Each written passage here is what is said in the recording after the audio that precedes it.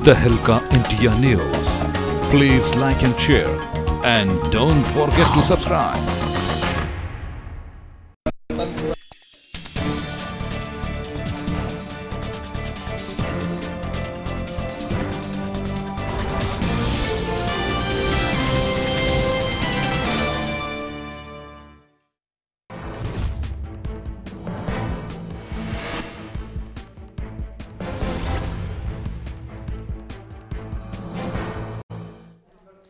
नमस्कार, स्वागत है आप सभी का तहलका इंडिया न्यूज में। मैं हूं योगेश दसमान और आप देख रहे हैं खबर उत्तराखंड। चलिए शुरू करते हैं खबरों के सिलसिले को।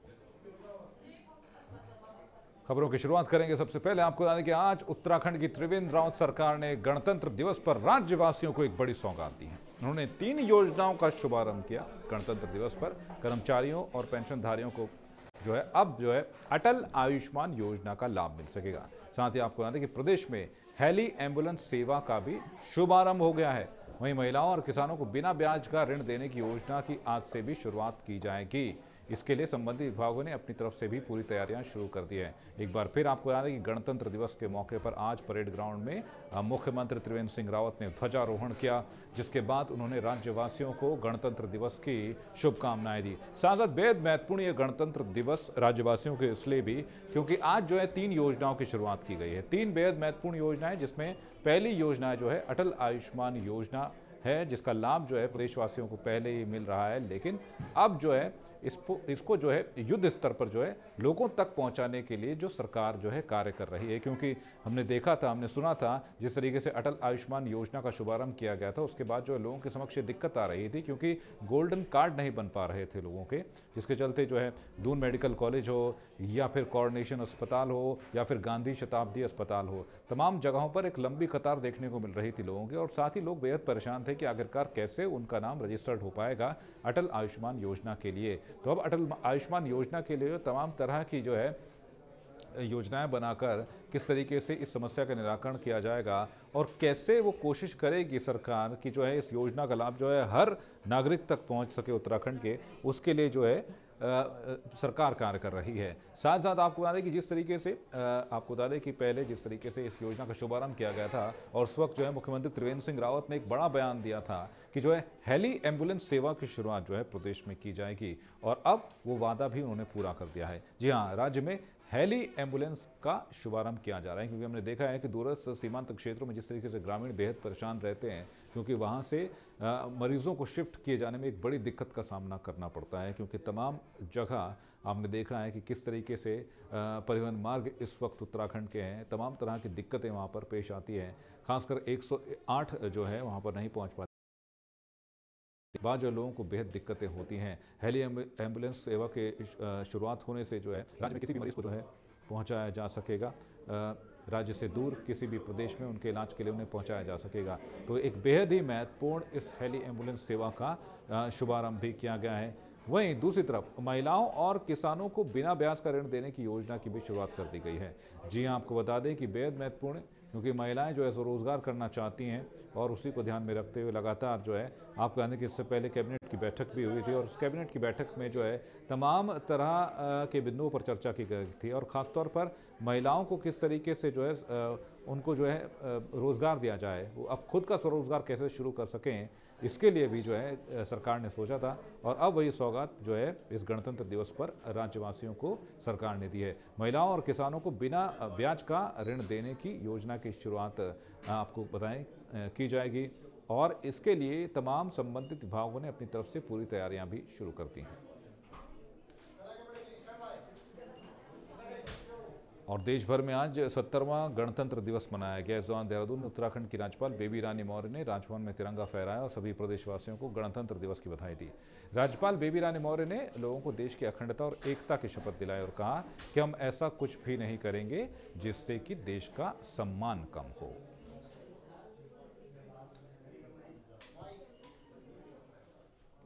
गणतंत्र दिवस मना रहे हैं, पूरे देश में हर्षोल्लास का माहौल है, और आप देख रहे हैं राजभवन में भी हर्षोल्लास का एक माहौल है। मिठाई वितरित की गई है।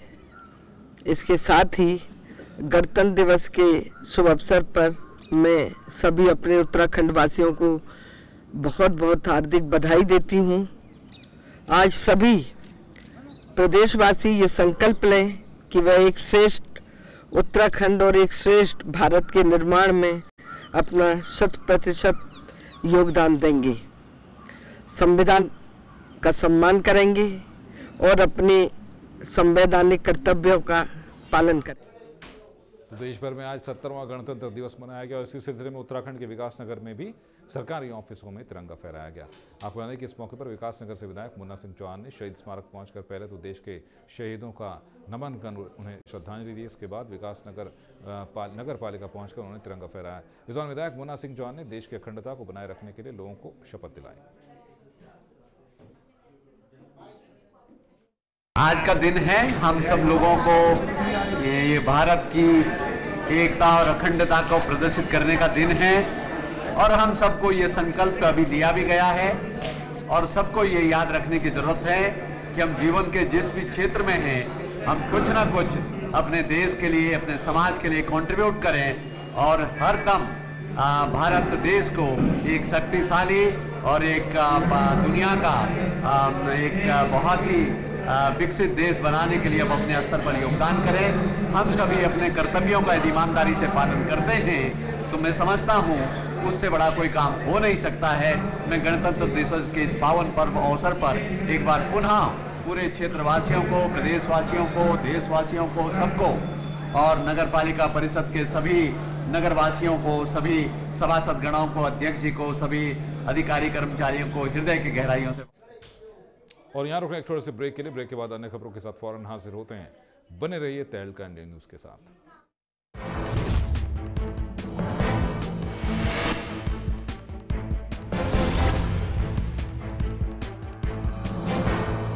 ब्रेक के बाद आपका एक बार फिर से स्वागत है। चलिए शुरू करते हैं खबरों के सिलसिले को। आपको याद है कि आज 70वां गणतंत्र दिवस मनाया जा रहा है। उत्तराखंड में गणतंत्र दिवस के मौके पर डीजीपी अनिल रतूड़ी ने पुलिस मुख्यालय में तिरंगा फहराया और प्रदेशवासियों सहित पुलिस अधिकारियों और कर्मचारियों को गणतंत्र दिवस की बधाई दी।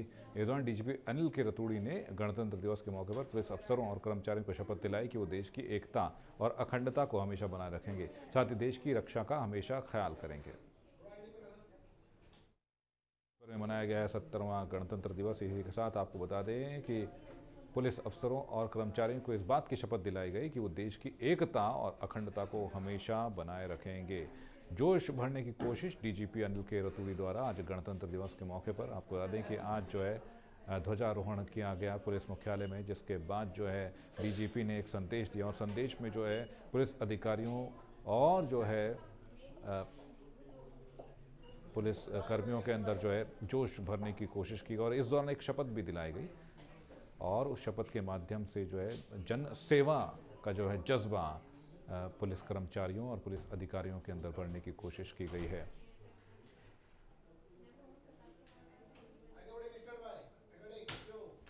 और पूर्व राष्ट्रपति डॉक्टर प्रणब मुखर्जी को भारत के सर्वोच्च पुरस्कार भारत रत्न से सम्मानित किए जाने पर मुख्यमंत्री त्रिवेंद्र सिंह रावत ने उन्हें शुभकामनाएं दी हैं। साथ ही उत्तराखंड निवासी पर्वतारोही एवरेस्ट विजेता बछेंद्री पाल को साहसिक खेलों के लिए पद्म भूषण, प्रसिद्ध लोक गायक और चागर सम्राट प्रीतम भरतवाण को कला और लोक संस्कृति के लिए पद्मश्री, साथ ही श्री अनूप शाह को फोटोग्राफी के क्षेत्र में पद्मश्री से सम्मानित किया गया। मुख्यमंत्री ने इन सभी सम्मानित विभूतियों को बधाई और शुभकामनाएं दी हैं। साथ ही मुख्यमंत्री ने कहा कि डॉक्टर प्रणब मुखर्जी ने अपने संसदीय कार्यकाल से लेकर भारत के सर्वोच्च पद राष्ट्रपति के रूप में देश और विदेशों में भारत के गौरव को बढ़ाते रहे हैं।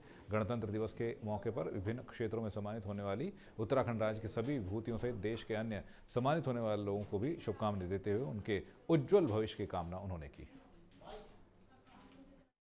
जो भूपेंद्र हजारिका हम सब जानते हैं कि एक वो लोक गायक थे और उन्होंने पूरे फिल्म जगत को भी उनकी सुरने और उनकी जो गीतों की जो संरचना थी उसने बॉलीवुड को भी प्रभावित किया है, उनको भी सम्मानित किया गया।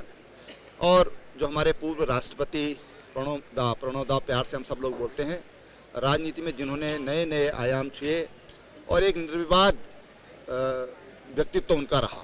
लंबे समय तक उन्होंने देश की सेवा की और आज वो प्रणब मुखर्जी ट्रस्ट के माध्यम से ग्रामीण विकास का काम कर रहे हैं उत्तराखंड में भी कुछ गांव उन्होंने लिए हैं और मेरी उनसे पहले भी मुलाकात हुई थी, जब वो वित्त मंत्री थे, जब वो राष्ट्रपति थे उस रूप में भी मुलाकात हुई, और जब वो राष्ट्रपति से निवृत्त हुए तो उसके बाद भी मैं उनको मिलने गया था। मैं समझता हूँ कि ऐसे अजात शत्रु टाइप कहना चाहिए कि जिनकी किसी से कोई। और यहाँ रुक रहे हैं छोटे से ब्रेक के लिए। ब्रेक के बाद अन्य खबरों के साथ फौरन हाजिर होते हैं। बने रहिए तहलकंड न्यूज़ के साथ।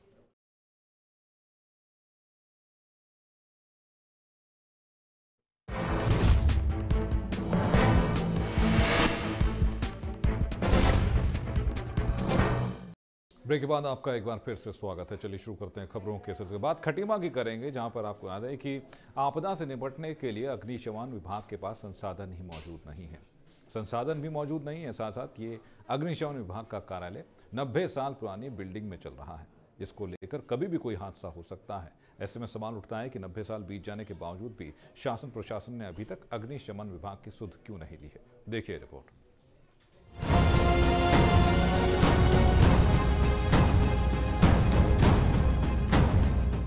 राज्य भर में आपदा से निपटने के लिए प्रशासन आए दिन मॉक ड्रिल का आयोजन करवा रहा है, लेकिन कड़वा सच ये भी है कि आपदा की स्थिति में सबसे पहले याद किया जाने वाला खटीमा का अग्निशमन विभाग खुद ही आपदाग्रस्त है। जी हां, साल 1927 में बनी बिल्डिंग लगभग 90 साल पुराने अंग्रेजों के जमाने के भवन से संचालित होने वाले अग्निशमन विभाग के पास न तो खुद अपने कर्मियों को रखने के लिए सुरक्षित स्थान है और न ही अग्निशमन में काम आने वाले उपकरणों को रखने की उचित व्यवस्था।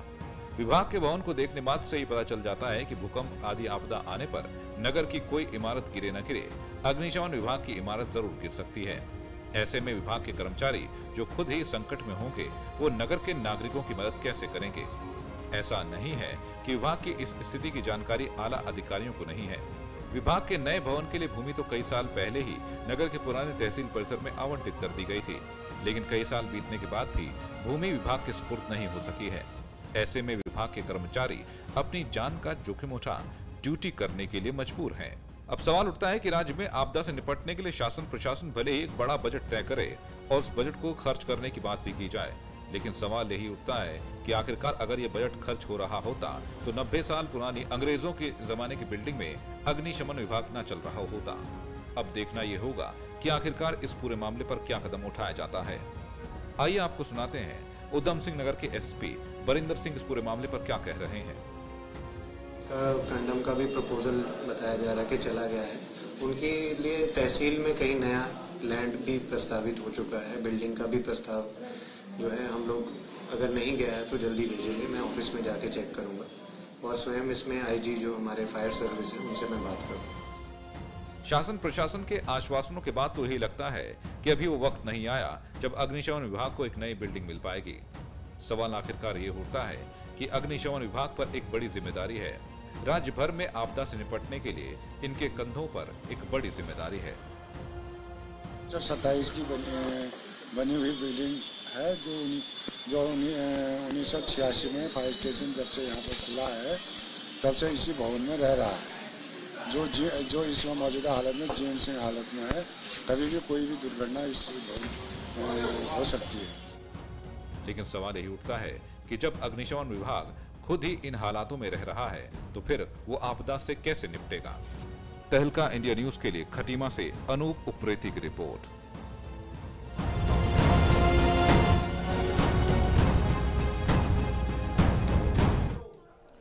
तो खबर उत्तराखंड के इस बुलेटिन में अभी के लिए बस इतना, और खबरों की जानकारी के लॉग ऑन कीजिए हमारी वेबसाइट tehlka.com पर। फिलहाल दीजिए इजाजत।